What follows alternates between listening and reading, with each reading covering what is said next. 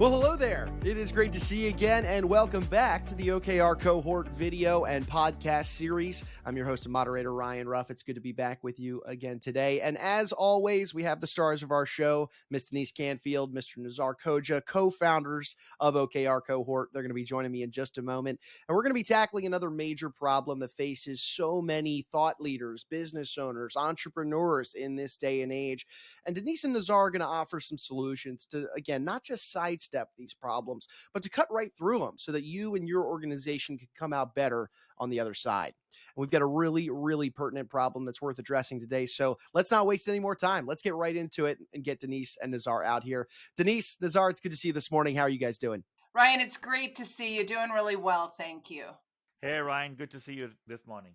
Hey guys, good to be with you guys again. Always fun when we get together and tackle such a big issue. Today, I understand we've got a new one. That's what we do here on the show. You know, we're addressing these big problems. Denise, I understand there's one in particular of late that you've been seeing popping up more and more. Why don't you frame it up for us today? Denise, what is this challenge you're seeing?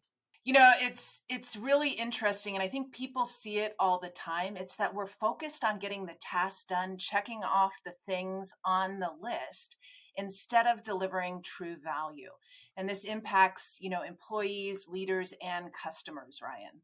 Yeah, Denise, it's checking the box. It's that check the box mentality. So it's so easy to fall into it in so many ways, shapes, and forms. And I want to unpack this a little further. Denise, why? Let's get into the why. Why would you say this is such a big challenge for so many organizations out there? Yeah, Ryan, let's start with employees, right? This is a problem for employees because the most important tasks aren't getting done. They've got a list. It could be something they created. It could be something their leader created for them. And they're just focused on getting the things done instead of understanding what they're working on and the impact it has on the organization. And it's hard for employees because they feel this sense of accomplishment, but it's completely false. On top of that, you've got leaders who, when employees are delivering the thing, but it doesn't deliver value, leaders start to lose trust in their employees, and suddenly communication is impacted. And of course, when you're dealing with that, you also see customers impacted because we're missing on innovation and product strategy because employees are just delivering the thing, a task, instead of business value. Nazar, what are you noticing? Thanks, Denise. I notice people are busy but not successful. This leads to burnout and having demotivated people. It is also a challenge because we see significant employee disengagement, which we think is a reason for the uptick in quiet quitting. Yeah, guys, quiet quitting. I mean, such a hot topic these days, and that lack of employee engagement. I can totally understand why that checking the box mentality and not achieving the right things can really lead to some of those. But let's get into some of those results here. I want to talk about the ripple effect. This is a big issue. Denise, what would you say is the ripple effect of this challenge, and ultimately, what would you say it does to our lives? Not the lives of just the employees that are going through that check the box mentality, but maybe the lives of the organizational leaders as well.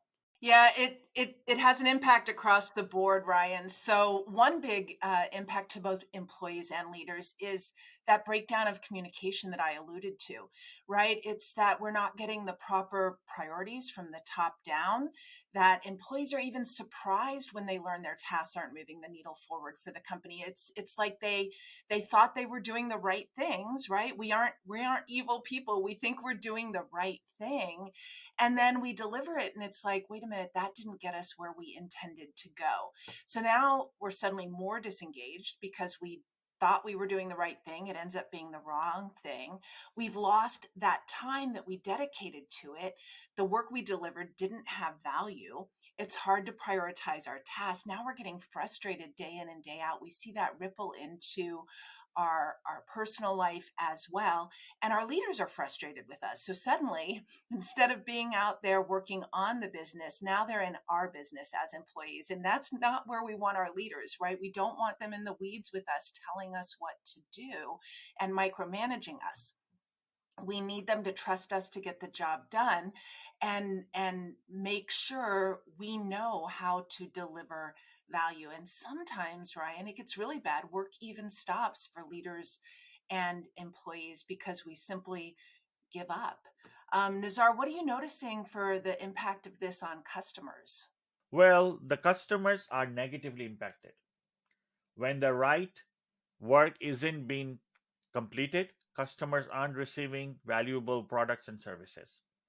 This leads to customer leaving and selecting a different vendor or provider. When that happens, the company's profit margins and cash flow take a hit, and the company loses credibility and value to shareholders. No, absolutely, Nazar and Denise. There really is a ripple effect here that can send a company into a downward spiral if they're just letting these things just happen and boxes get checked that aren't really providing value to the organization or its shareholders, customers, you name it. Let's flip the script though for a hot second.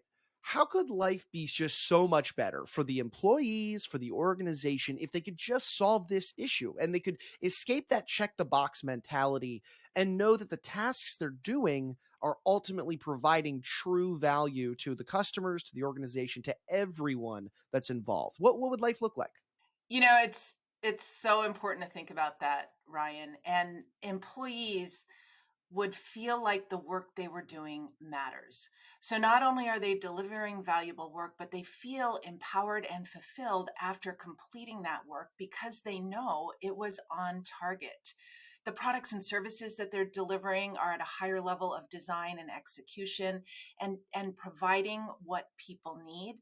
Not only that, their productivity and efficiency is soaring company wide. What that means is we're actually able to do more. We're not feeling burnt out. We're not feeling overwhelmed because we are hyper focused on doing the right things that deliver value.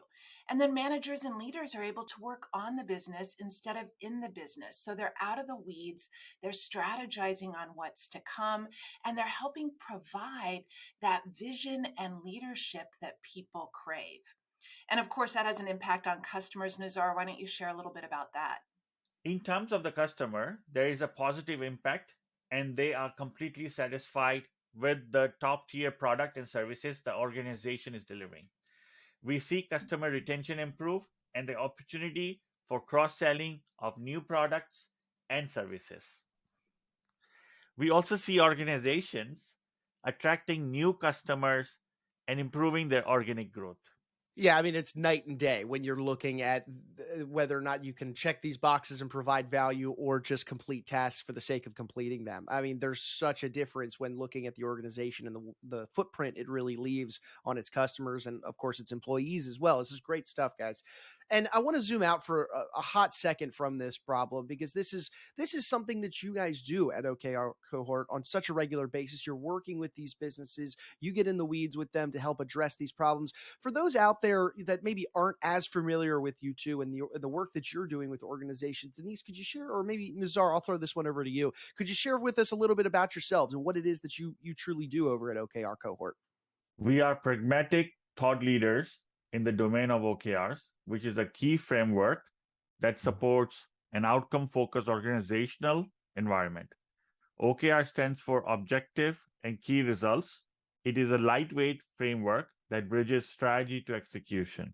Yeah, absolutely, Nazar. And I think one thing I would say is the difference between tasks and key results is really what we're talking about today on this podcast. And leaders hire us to help shift that focus, right? The focus from activities to outcomes, where we help them embed purpose in their work and focus on getting the right things done, right? This is what we do on a day in, day out basis, is help shift that mindset to delivering value.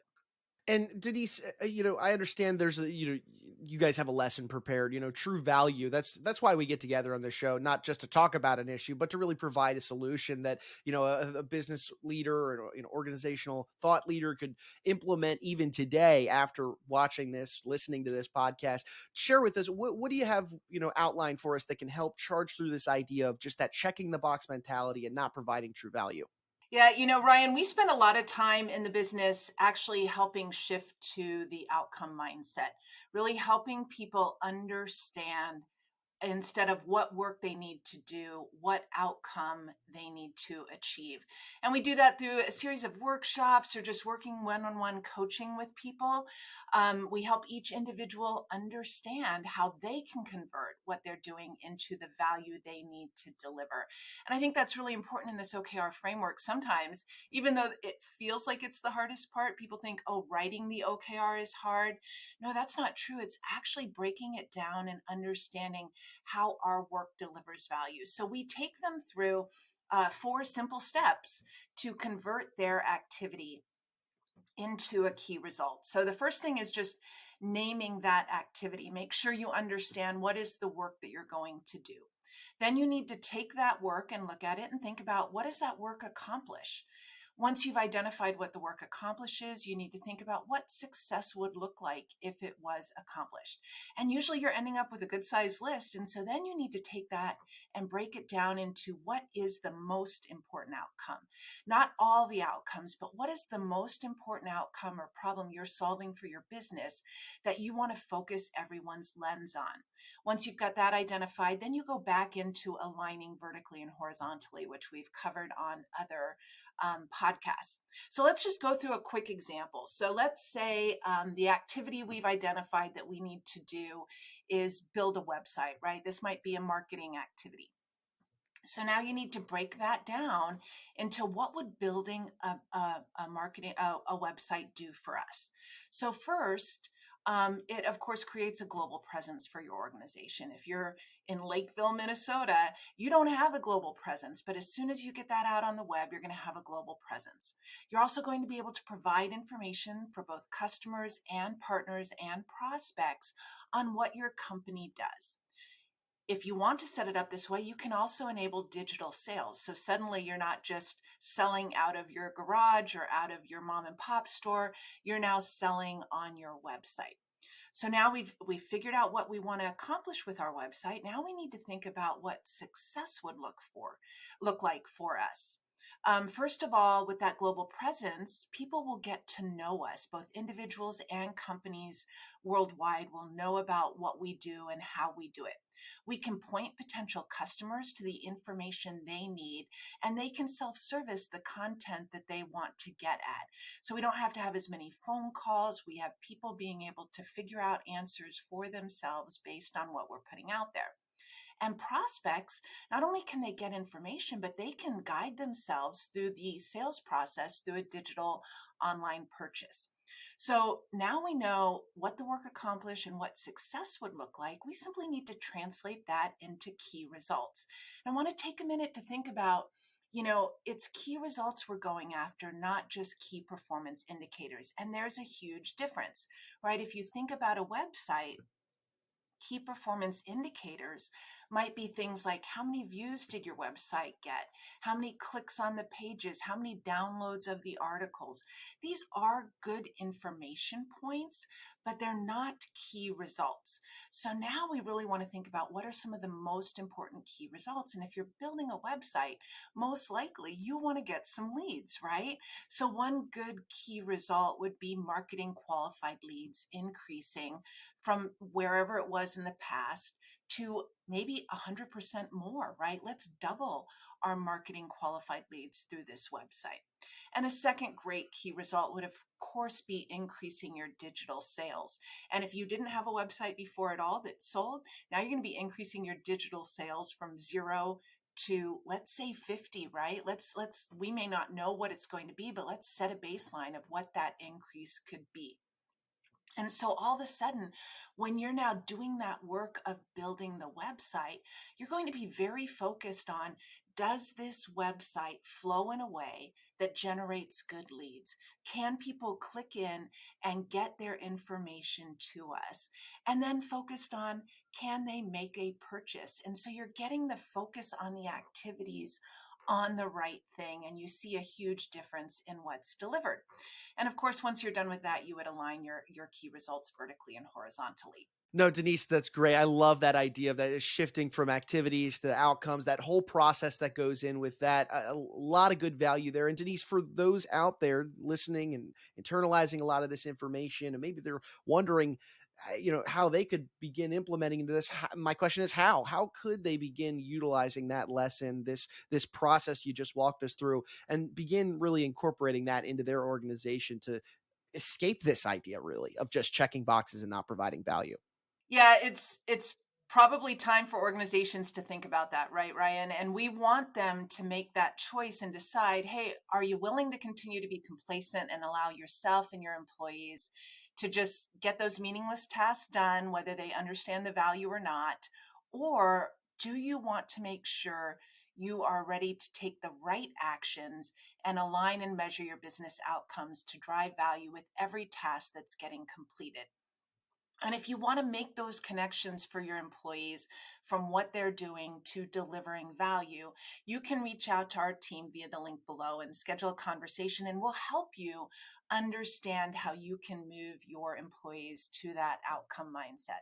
Fantastic, Denise. Yeah, of course, you can visit that link at the bottom of the screen that we just showed if you guys out there are interested in touching base with Nazar and Denise to get really a hands-on look at this problem and addressing it for you and your company. But I think before we wrap up here today, I think it's really worth discussing, some examples. I mean, you guys are working with companies and organizations on a regular basis to address these types of challenges. Nazar, do you have an example of utilizing that step-by-step process that, Denise just highlighted, and how you may have worked with a company to, address this very problem of that checking the box mentality? Thanks, Ryan. As Denise mentioned about the steps above, I would like to share a real life example of one of my engagements. The company is early in the process of implementing OKRs. As mentioned earlier, objectives are outcome of the company and strategy, and key results are the impact of the work to achieve those outcomes. The organization already had their roadmap developed with their key initiatives and deliverables identified. The approach I took was to first understand the impact of the delivering those initiatives. The questions to ponder was, how do you know that we are successful after implementing those initiatives? We derived key results metrics from those impacts with certain targets to be gained. In the end, we had alignment on key results and identified co-creation opportunities. Oh no, Nazar, I love that example. I love anytime we get to hear, those real world examples of how you and Denise work with companies collaboratively to mitigate some of these big challenges that are holding so many organizations back. Appreciate you sharing that example for us. And again, one final time before we wrap up today, I think it's worth mentioning once again, Denise, for anybody out there, they're hearing Nazar's example there. They're really, internalizing that step-by-step process on shifting, just from activities to true outcomes. How could somebody get involved with you and your team to just open up a dialogue and maybe address some of these issues on their end? Thank you, Ryan. I think the key there is the dialogue, right? I think you can try this process and work on shifting from activities to mindset. But what we would love to do is have that dialogue with you and understand your problem and help you make that shift. So click the link below, grab some time with Nazar or I, and let's see how we can help you solve this problem in your organization. All right, fantastic, Denise. Appreciate you carving some time out of your day. I know you guys are very busy. You've got clients to serve, and we'll let you get back to doing that. But again, I appreciate you taking some time out to address this big challenge that's facing so many business owners and thought leaders out there that are trying to drive their companies forward, but they're just not able to provide value and really move that needle forward. So appreciate you taking the time, and looking forward to being back with you on the next one. Thanks so much, Ryan. Thanks so much, Ryan. Thanks for having us. Oh, of course, guys. And hey, look, we want to take one final moment, as always, and say thank you to our audience for jumping aboard and hanging out with us on the show today. If you took some value away from today's conversation, you benefited from it in any way, shape, or form, do us a favor and hit that like button. Go ahead and subscribe to the show, whichever platform you checked us out on today. And then, of course, share this information with any friends, family, business owners, anybody that you think would benefit from these types of discussions. I said it at the top of the show. I'll continue to say it. We're taking the strategies, the solutions, the conversations that Denise and Nazar are having with so many of their clients. So many organizations out there are providing real solutions to charge through some of these big challenges that are facing so many companies in today's day and age. So for Denise, for Nazar, I'm Ryan. We're going to go ahead and say so long, but we appreciate you hanging out with us today on the OKR Cohort video and podcast series.